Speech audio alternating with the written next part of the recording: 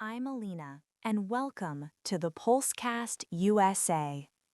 What if I told you that buried beneath the sparkling surface of Walt Disney World lies a world of rotting buildings, forgotten dreams, and secrets so guarded they'll do anything to keep them hidden? You see Disney World, you see the smiles, the fireworks, the perfect, polished magic. But what you don't see is what happens when the lights go out, when the crowds go home, when the magic is left to die. Since opening its gates in 1971, Disney World has been accumulating its own graveyard of forgotten places, abandoned show buildings, empty lounges, and even entire parks, all left to rot, invisible to the 99.9% of guests who walk right past them every single day. But here's the thing about Disney World: nothing is truly off limits, not to the people who are willing to look. I'm Alina, and this is Pulsecast USA. Today, we're diving deep into the forbidden history of Disney World.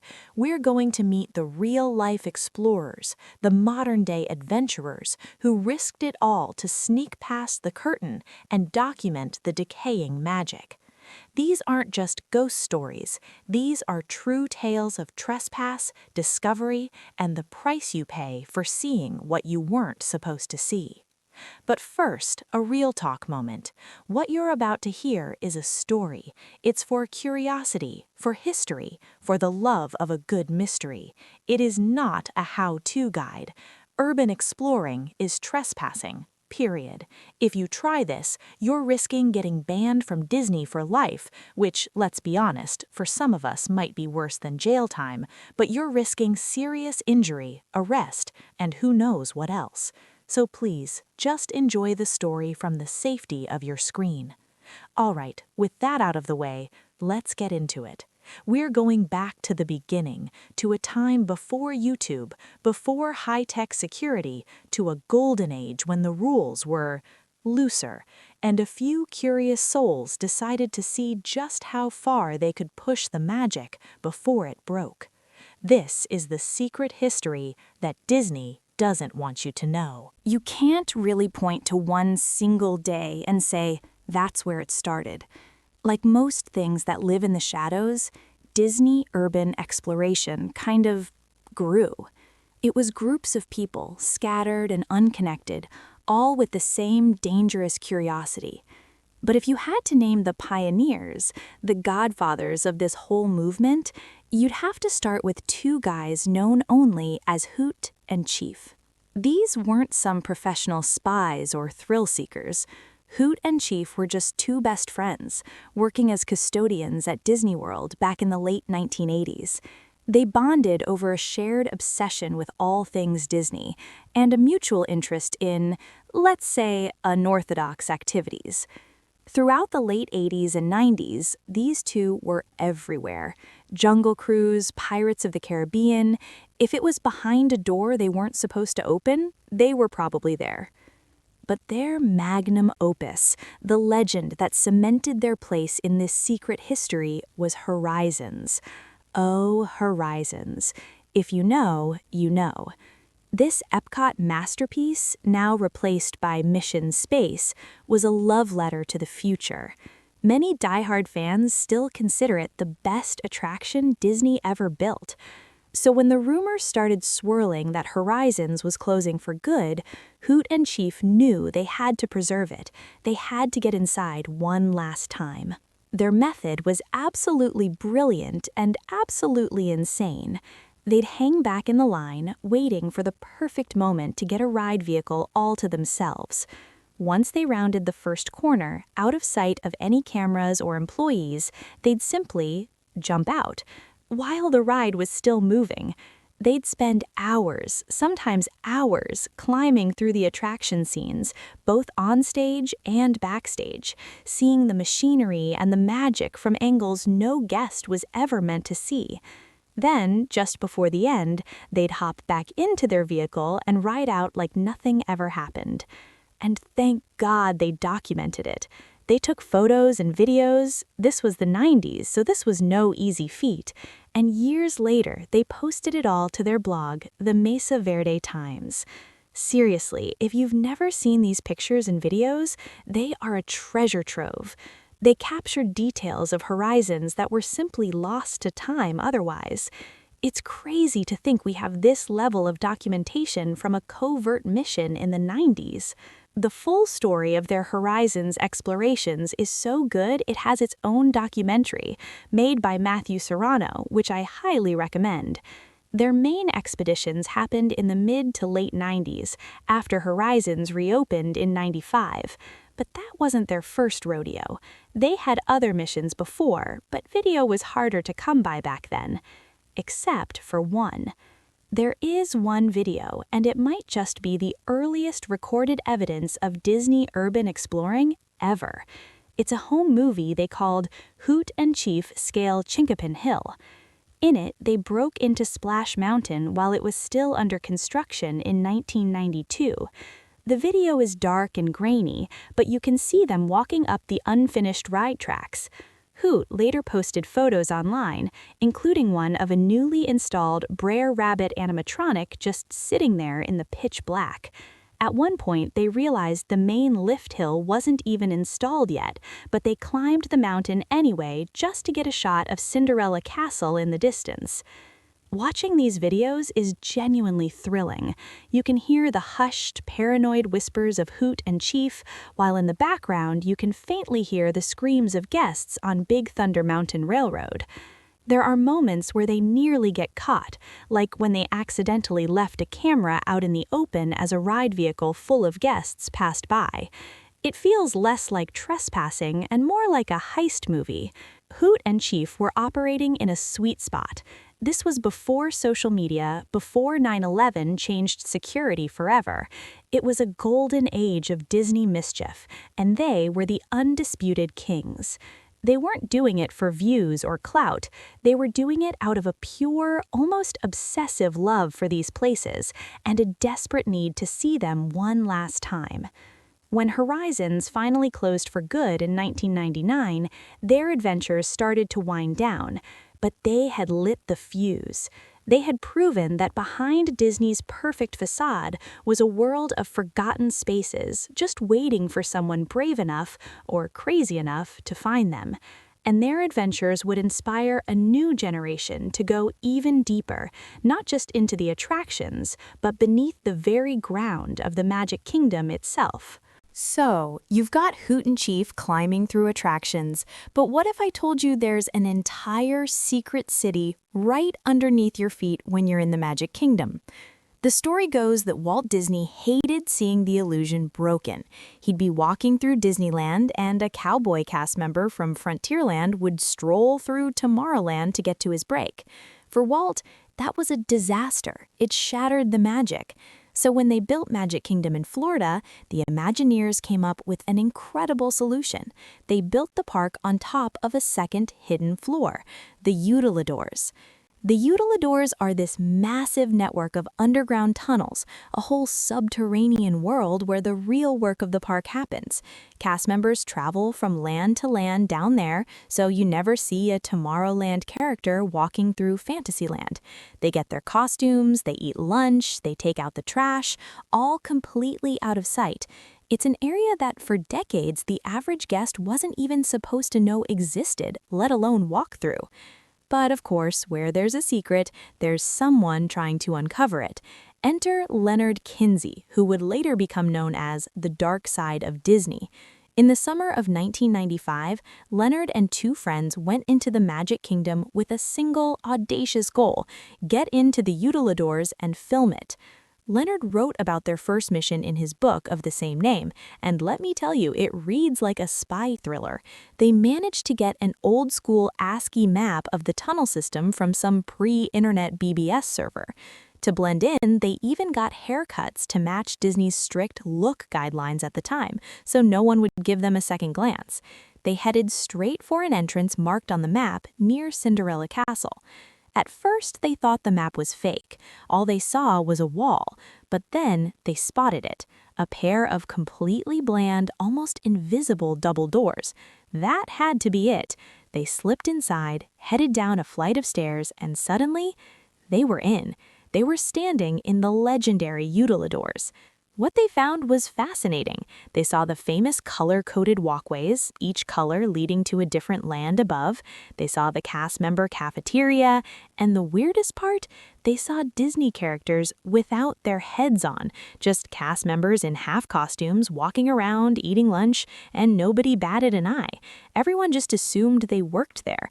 They explored for a while, eventually coming up another set of stairs that let them out into Tomorrowland, through another equally unremarkable door. Leonard was hooked. He went back again and again, sometimes alone, sometimes with groups of up to 15 people. The footage you're seeing right now is from a trip he took in '97. Now, a lot of people tried to get into the utilidors after Leonard's book and videos came out, but by then, the game had changed. Security got tighter, and honestly, some of the mystique was gone. We know so much about the utilidors now. Disney even offers special tours that give you a peek, and because they're still in active use, they don't have that creepy, abandoned vibe that really pulls at the urban explorer's heartstrings. But for a time, the utilidors were the ultimate prize. They represent the incredible lengths Disney goes to protect the illusion. Above ground, it's all fantasy and themed perfection. Below ground, it's concrete, pipes, and pure function. It's this bizarre hidden world that keeps the magic running, and Leonard Kinsey was one of the first to drag it out into the light for the rest of us to see. He opened the door, and a whole new wave of explorers were ready to walk through it, seeking out even more forbidden frontiers. Starts with a magical Disney-like tune, but it's slightly distorted, with underlying eerie tones that grow louder. If there's one place that has become the holy grail for Disney explorers, it's this: a real, actual ghost island right in the middle of DisneyWorld.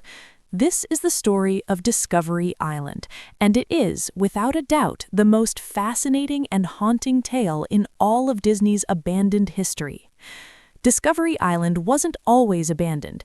It opened in 1974 as Treasure Island, a pirate-themed playground. It wasn't super popular, so 2 years later it was reborn as a wildlife sanctuary called Discovery Island. It was a real island, naturally formed in the middle of Bay Lake, that big body of water between the Magic Kingdom, Fort Wilderness, and the Contemporary Resort. You had to take a boat to get there. It was never a headliner attraction, but it hung on for over 20 years. The beginning of the end came in 1998, when Animal Kingdom opened. Suddenly, why take a small boat to see a few birds when you could go to a massive, brand-new theme park and see thousands of animals? So, in 1999, Discovery Island closed its doors for good.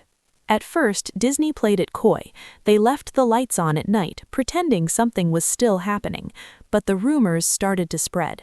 The island was just empty. The boat dock was removed. Nature began to take over. And for a decade, it sat there, rotting away in the middle of the lake, a former Disney attraction slowly being swallowed by vines and wildlife. It was a forbidden mystery, practically begging to be explored. The first confirmed documented expedition happened in 2004. The man behind it was an urban explorer named Shane Perez. He and his friends had heard the legends from locals that animals had been left behind, that the island was a strange tropical wasteland. They knew they had to see it for themselves. Their first attempt was a failure. They smuggled an inflatable boat, paddles, and a rope to Fort Wilderness, planning to sneak across the 100 feet of water they'd been told separated the island from the shore. But when they got there, they realized the info was dead wrong. The island was over 300 feet away. And worse, Disney ferries were zipping back and forth every few minutes. They'd be spotted in a second. Defeated, they went home. But Shane was not giving up. A year later, they returned with a new plan, much simpler and much crazier. They were going to swim. They trained, testing their endurance in other Florida lakes. Then, under the cover of complete darkness, after the last ferry had stopped running, they slipped into the water at the edge of the abandoned River Country water park and swam for it. What they found when they landed on the island was straight out of a movie. The entire place had become a massive bird sanctuary, with hundreds of birds nesting everywhere, creating an incredible cacophony of noise. The paths were gone, swallowed by thick undergrowth. Buildings were being pulled apart by vines. Inside one building, they found a time capsule of the island's final days, old employee schedules, photos left behind, even jars with preserved snakes in them. In another structure, they were charged by two young vultures who had made a nest there. They explored for 3 hours, covering only half the island, before the sun started to rise and they had to swim back, leaving the mystery mostly unsolved. A few years later, in 2007, another group from a Florida exploration collective called Florabex made the trip. They actually commandeered a Disney boat to get there and took even more detailed photos. But it was Shane Perez's story, which he waited years to publish until the statute of limitations on trespassing had expired, that really captured the public's imagination. This was no longer a niche hobby. The secret was out.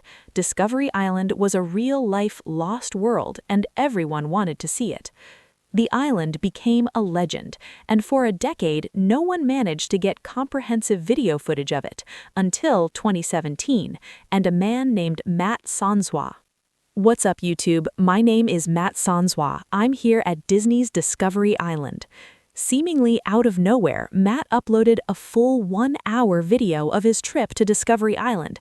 And the craziest part, he'd already gone a few days earlier, but decided the video quality wasn't good enough, so he went back.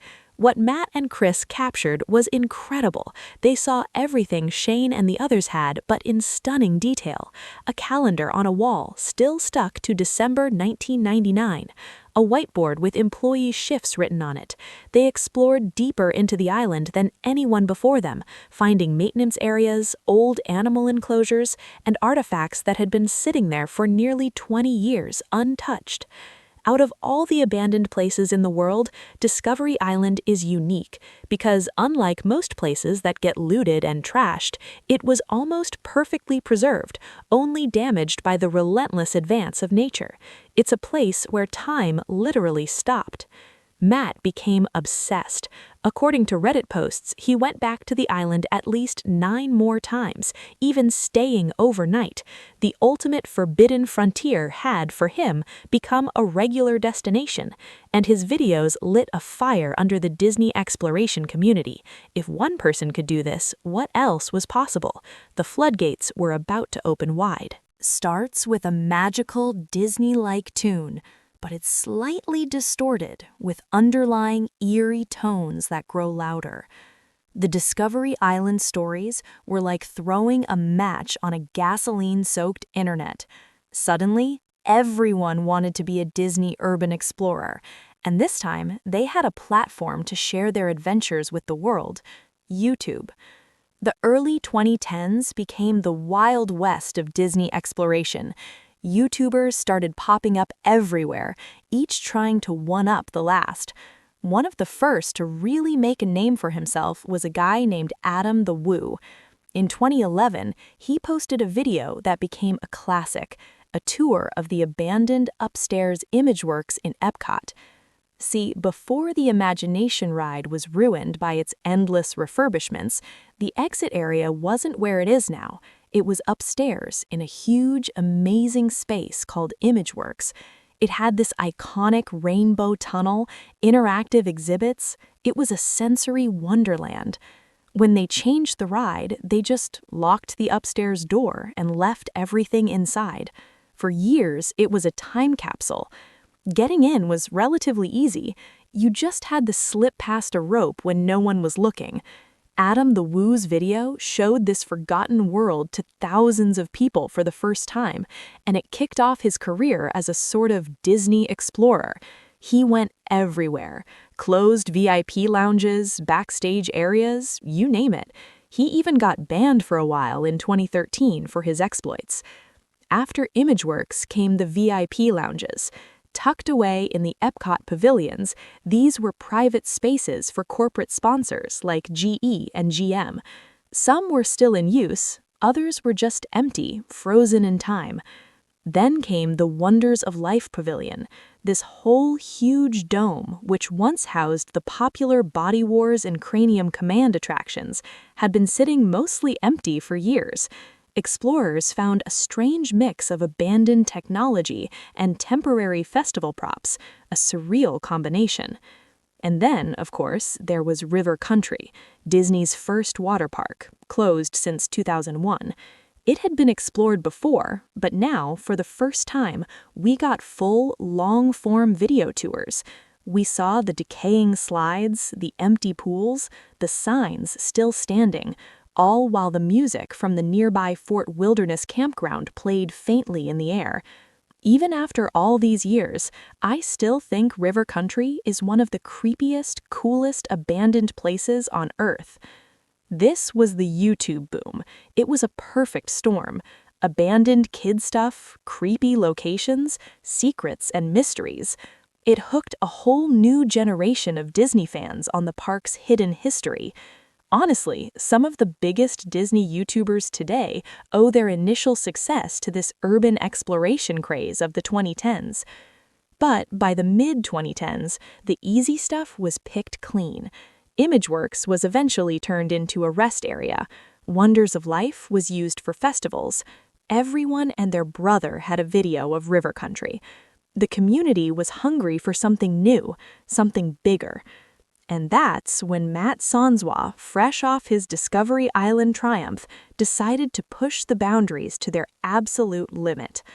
He started by going deeper into Wonders of Life than anyone had before, getting right up into the Cranium Command and Body Wars attractions. But that was just a warm-up. In 2017, Disney Quest closed. This massive, multi-story arcade at Disney Springs was being gutted. So Matt disguised himself as a construction worker, snuck his camera inside a lunchbox, and filmed the whole place while it was being torn apart around him. To this day, he's the only person known to have done that. Still not enough? How about inside Stitch's Great Escape after it closed? Or climbing the tracks of Big Thunder Mountain Railroad? And then he did the unthinkable. He dirt biked through the swamps behind Animal Kingdom. He found a way into the park, backstage. He broke into Expedition Everest. He climbed inside the mountain. And he got up close and personal with the most broken, most expensive, most legendary animatronic in Disney history, the Yeti. He touched the Yeti. Let that sink in. A guy, on his own, managed to get inside a fully operational Disney ride, climb through the guts of a giant audio animatronic that cost over $100 million and hasn't worked properly in years, and film it all. Matt Sanzwa wasn't just an explorer anymore, he was a legend. But he was also playing a very, very dangerous game. And you just knew it was only a matter of time before the game came to an end. So far, this has been a pretty fun story, right? A bunch of rebels outsmarting the mouse and showing us all the secrets. But let's be real. You can't just keep breaking into one of the most heavily surveilled places on Earth and expect there to be no consequences. I've been telling you what the explorers were doing, but you've probably been wondering, what was Disney thinking about all this? By the late 2010s, this wasn't a few curious fans anymore. It was an infestation. Cloud chasers with cameras were everywhere, trying to replicate what they saw online for YouTube views and internet fame. They were going to River Country, Wonders of Life, even attempting Discovery Island. Did Disney just sit back and let it happen? Absolutely not. The hammer started coming down. Shane Perez and the Floribex crew who first went to Discovery Island, permanently banned. Adam the Woo, banned in 2013, though they eventually let him back in years later. Matt Sanzwa, obviously banned. In 2020, things got even more real when the Orange County Sheriff's Office released body cam footage of them arresting a guy who had decided it would be a fun idea to spend his quarantine on Discovery Island. Yes, really. Disney was not messing around. If you trespassed and posted it online, you were almost guaranteed to get a lifetime ban. At one point, people were even getting temporarily banned just for sticking their camera through a fence. And that's when the mood started to shift. The fun, harmless hobby started to show its dark side. Early explorers like Hoot and Chief were, for the most part, respectful. They took a few small souvenirs from Horizons, sure, but they weren't there to destroy things or make a buck. But this new wave of YouTubers, it was a competition. Who could do the craziest stunt? Who could get the most shocking footage? People started asking questions.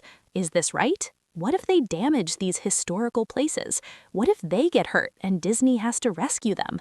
And then it all came to a head, the moment the community turned on itself, the Buzzy incident.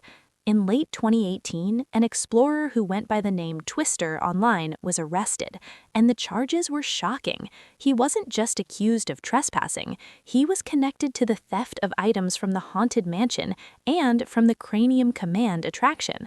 You see, around the same time explorers were sneaking into Wonders of Life, the beloved animatronic host of Cranium Command, a robot named Buzzy, had gone missing, vanished. Suddenly, it wasn't about preserving history anymore. It looked like an explorer had stolen a piece of Disney history, likely to sell it to some collector. If you haven't seen my full video on the wild mystery of Buzzy's disappearance, you should definitely check it out. That was the turning point. The Buzzy theft and the subsequent arrest completely soured the Disney community on urban exploration. The hobby went from being a cool secret club to something that made you a pariah. It proved that bad actors would exploit this world for personal gain. In the years since, the interest has died down significantly. Disney's security is tighter than ever, and frankly, a lot of fans just want nothing to do with it anymore. The magic was gone, replaced by greed and the very real consequences of getting caught. The party was over, and Disney had made it crystal clear that they were done playing games. It's kind of a shame how it all ended, isn't it? But honestly, it was inevitable. The moment this secret world went viral on the internet, its fate was sealed. You can't keep something pure and special when thousands of people are trying to cash in on it. It was bound to be taken over by arrogance and greed. Now, I'm not saying the original guys were saints, but there was a certain respect to what they did, a code, and that code got broken. Urban exploring itself is a huge genre on YouTube now, and the Disney stuff just got lost in the noise of it all. Plus, let's be real, the mystery was gone. Back in the 90s, no one knew what these places looked like. Going into Horizons or Discovery Island was like walking on the moon. Now, you can see a dozen 4K videos of River Country. Any question you have can be answered with a Google search. The thrill of the unknown is gone. And yet, I'm still fascinated by it, because despite all the drama and the stupidity, these explorers created something invaluable. They created a record. Without Hoot and Chief, we wouldn't have that incredible inside look at Horizons. Without Shane Perez and Matt Sanzwa, we would have never seen the haunting beauty of Discovery Island as nature reclaimed it. These are places that would otherwise be completely lost to history, demolished and forgotten. Like it or not, urban exploring is a part of Disney's story now. The legacy is complicated. On one hand, we have this amazing archive of forgotten magic. On the other hand, we have theft, damage, and a massive security headache for Disney. It's a classic tale of curiosity versus control. So what's next? Well, for one, it's only going to get harder. Disney's security is state-of-the-art now, with facial recognition, motion sensors, and plainclothes officers everywhere. They're also much quicker to demolish or repurpose old buildings, so there's less time for them to become mysterious, abandoned attractions. Maybe the future of exploration isn't physical, maybe it's virtual. Imagine Disney creating super detailed digital tours of these lost places, allowing fans to walk through Horizons or Discovery Island without breaking any laws.